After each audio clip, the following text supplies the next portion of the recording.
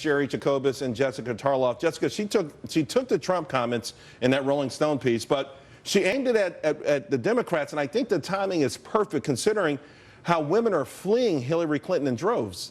Yeah, I mean, it was a smart ad, and I would say she said Democrats, but everyone did also know this is right back at you, Donald Trump, but I'm too much of a lady in the best possible way to say that directly. Hillary, yes, she's having big problems with women, but I think it reflects actually it's just a national problem with voters more generally. I mean, they are leaving kind of in the same amount as the general populace or the general Democrat voting base. I mean, that. It's not just women leaving Hillary Clinton. Everyone's making a big deal out of this because she's our female candidate. But the truth is she's losing support across the board. Yeah, but the women were going to take her over the finish line, Cheri.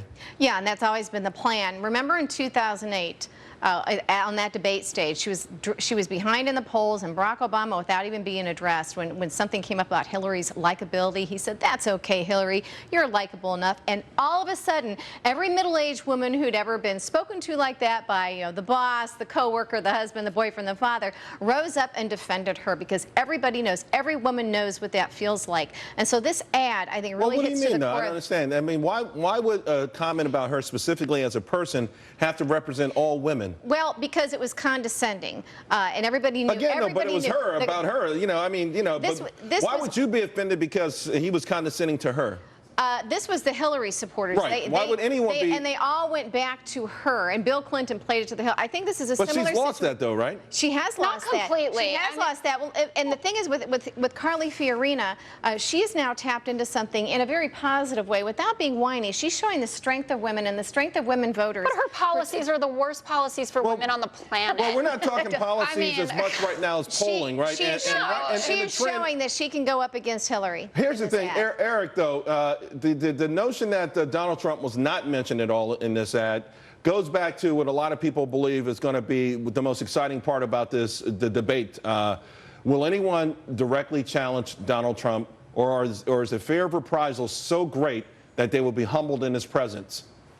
Well, you know, I remember the South Carolina debate in 2012, the Newt Gingrich story had come out from his ex-wife, and John King, who was the debate moderator at CNN that night, had to ask the question. I think Jake Tapper at the debate tomorrow has to ask Donald Trump the question about what did he mean by look at Carly Fiorina's face. She's going to be on stage for the first time at the big debate. They're going to be there together. The media wants to pit these candidates against each other. It's the perfect opportunity. It's a question that has to be asked, and see how Carly Fiorina as well responds to it. All right, and on the Democratic side, right, we are talking Hillary Clinton. She's losing a tremendous amount of support with women. In fact, according to the new Washington Post ABC poll, only 42% of Democratic women now say they expect to vote for Hillary.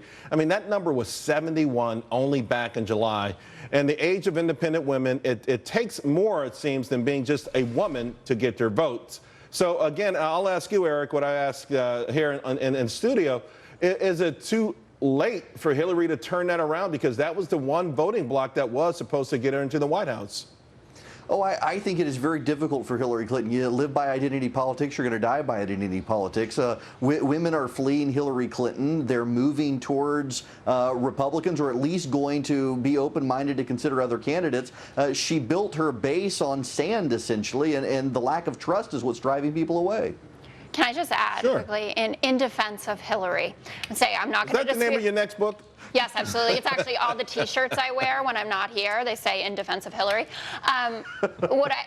She's still, yes, she's losing support amongst women. She's losing support across the board. Joe Biden is picking up most of her female vote, by the way, and not Bernie Sanders, which I think is interesting. But I want to add that she still has a 71% approval rating with Democratic voters. 65% still think she'll be the nominee. And amongst those that are enthusiastic about voting, 43% enthusiastic about Clinton, 28% for Biden, and only 15% See, I think what you just laid out to me is why these establishment people are losing, Cheri, because someone's always telling them the numbers. Don't worry. You've got this number, that number, this number, that number. And I hear people say that on the GOP side as well. Thank you, Cheri. In defense of Jessica, you know, these numbers, they're a snapshot in time, and they change, but they do. Of what you guys do, right? I mean, you guys are kind of talking your own book. Well, but if you want to go back to, I want to look at talk a little bit about the Fiorina ad again, because I think this is important. Why she did not address Donald Trump in that, why she addressed Democrats. What she is showing Republican Republican voters is that she is a very good candidate who can go up against Hillary Clinton and speak to women